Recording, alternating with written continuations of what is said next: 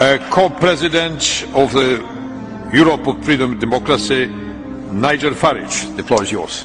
Well, here we are, on the edge of a financial and social disaster, and in the room today we have the four men who were supposed to be responsible. And yet we've listened to the dullest, most technocratic speeches I've ever heard. You are all in denial. By any objective measure, the euro is a failure.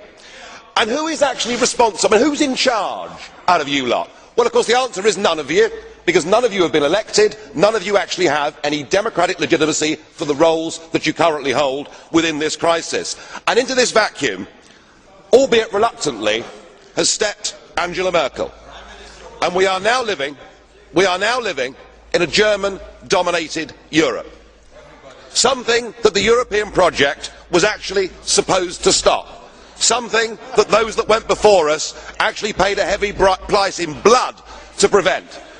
I don't want to live in a German-dominated Europe, and nor do the citizens of Europe.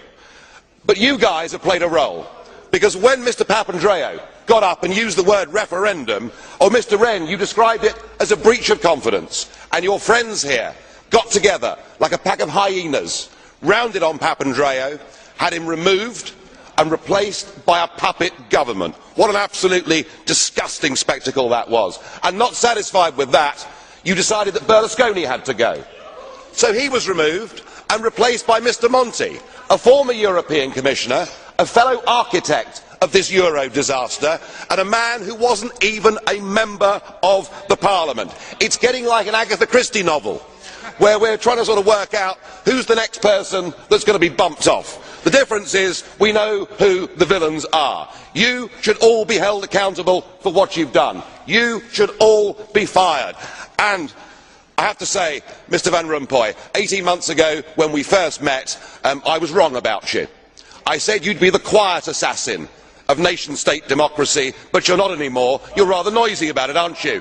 You, an unelected man, went to Italy and said this is not the time for elections, but the time for actions.